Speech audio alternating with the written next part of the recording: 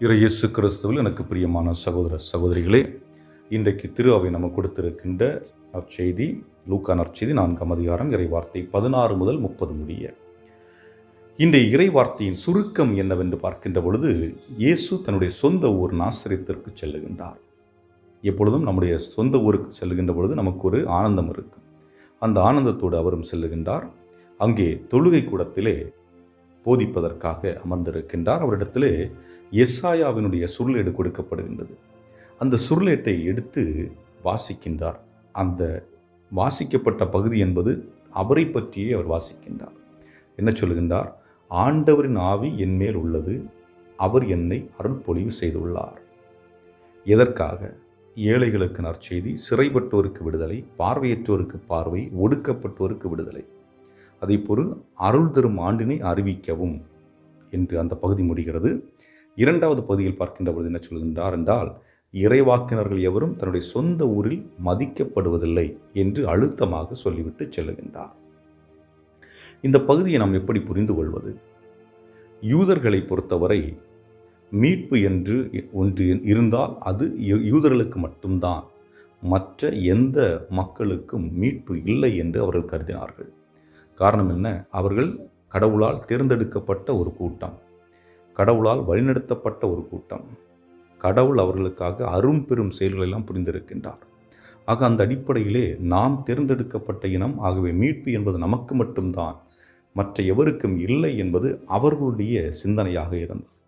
ஆனால் இயேசுனுடைய இந்த வார்த்தை என்பது அவர்களை தாண்டிய ஒன்று. அதாவது யூதர்களுக்கு மட்டுமல்ல, மாறாக இந்த உலகில் உள்ள அனைவருக்குமே மீட்பு உண்டு என்று சொல்லும் விதமாக இயேசுனுடைய அந்த வார்த்தை இருக்கின்றது.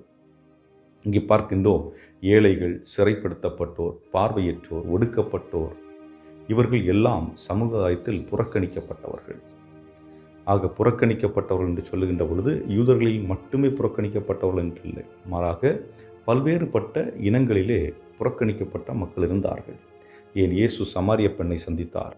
அந்த பெண்ணும் புறக்கணிக்கப்பட்ட ஒரு பெண்ணாக தான் இருந்தார். அதுபோன்று பாவி என்று முத்திரை குத்தப்பட்ட பெண்களை சந்தித்தார். நோயாளிகள், இவர்கள் தேவையற்றவர்கள், இவர்கள் ஒதுக்கப்பட வேண்டியவர்கள், சமுதாயத்தில் அப்புறப்படுத்த வேண்டியவர்கள் என்று ஒதுக்கப்பட்டிருந்த அந்த மக்களை சந்தித்தார்.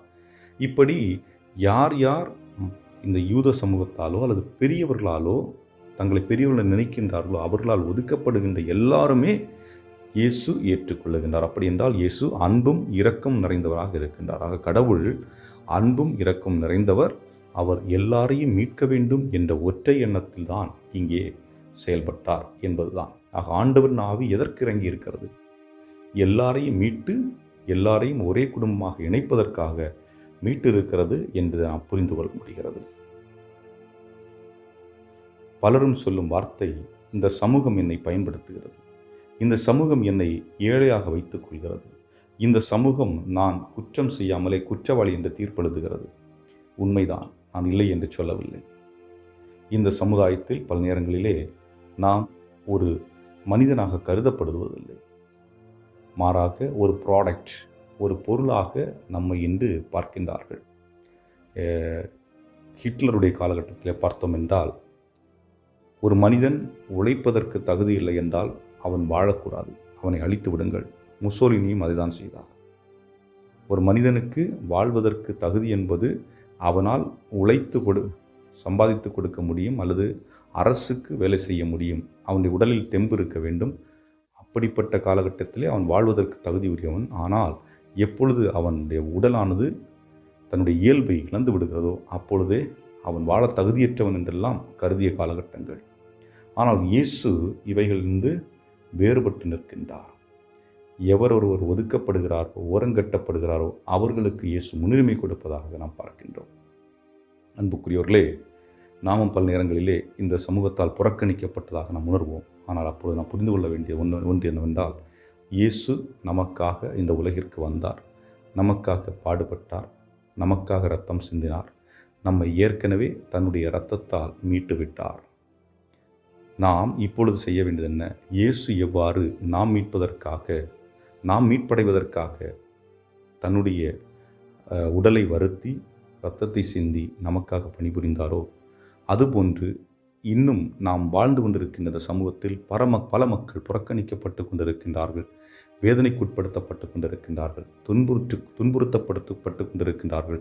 அவர்களுக்கு நம்மாலான உதவியை செய்து அவர்களுடைய வாழ்வு வெளிச்சம் பெறுவதற்கு நாம் உதவி புரிய வேண்டும் என்பதுதான் நமக்கு கொடுக்கப்பட்டிருக்கின்ற அழைப்பு. இரண்டாவதாக பார்க்கின்ற பொழுது, இறைவாக்கினர்கள் பழைய ஏற்பாட்டிலும் சரி அவர்கள் ஏற்றுக்கொள்ளப்படவில்லை, இயேசுவும் ஏற்றுக்கொள்ளப்படவில்லை. ஆனால் அவருடைய பணி தொடர்ந்து கொண்டே இருக்கிறது. இந்த சமூகம் நம்மை புறக்கணித்தாலும் இறை திட்டம் நம் வழியாக செயல்பட்டு கொண்டிருக்கும் என்பதில் மாற்று கருத்தில்லை. அதுபோன்று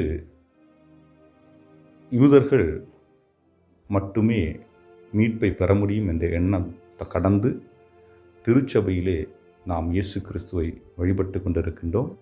இயேசு கிறிஸ்து அதனுடைய மூலைக்கல்லாக இருந்து செயல்பட்டு கொண்டிருக்கின்றார். இந்த திரு அவையினுடைய அடிப்படை பண்பு என்னவென்றால், எல்லா மக்களையும் ஒன்றிணைக்க வேண்டும், எல்லா மக்களுக்கு தேவையான அனைத்தையும் செய்யக்கூடியவர்களாக இருக்க வேண்டும், அவருடைய துன்பத்தில் பங்கெடுக்க வேண்டும், துயரில் பங்கெடுக்க வேண்டும், வேதனையில் பங்கெடுக்க வேண்டும், அனைவரையும் ஒரு குடையின் கீழ் கொண்டு வந்து ஒரே கடவுளின் பிள்ளைகளாக, அதாவது ஒரே கடவுளின் பிள்ளைகள் என்று சொல்கின்ற பொழுது அன்பை செலுத்தக்கூடியவர்களாக, பிறரை அவருடைய பலவீனங்களோடு ஏற்றுக்கொள்ளக்கூடியவர்களாக நாம் வாழ வேண்டும். அத்தகைய வரத்தை நாம் இந்த நாளிலே கேட்போம். இது நம் குடும்பத்திற்கும் தேவையான ஒன்று. காரணம், கணவன் மனைவி பிள்ளைகள் என்று இருக்கின்ற பொழுது ஒவ்வொரு இடத்திலும் வித்தியாசமான பண்புகள் இருக்கும், வித்தியாசமான பலவீனங்கள் இருக்கும். அந்த பலவீனங்களோடு அவர்கள் ஏற்றுக்கொள்ளப்பட வேண்டும் என்பதை வலியுறுத்தும் விதமாக இந்த இறை வார்த்தை இருக்கின்றது. ஆகவே அதை சிந்தித்தவர்களாக என்றும் வாழும் இல்லாமல் இறைவா, நாங்கள் என்றும் உம்முடைய பிள்ளைகளாக உம்முடைய வார்த்தையின்படி வாழக்கூடியவர்களாக நீர் வாழ்ந்து காட்டிய அந்த பண்பினை எங்களுடைய வாழ்வில் நாங்கள் செயலாற்றக்கூடியவர்களாக வாழ வேண்டிய அருளை மாற்றிலும் எங்களுக்கு தந்தருள எங்கள் ஆண்டவராய் கிறிஸ்து வழியாக மன்றாடுகின்றோம். ஆமென்.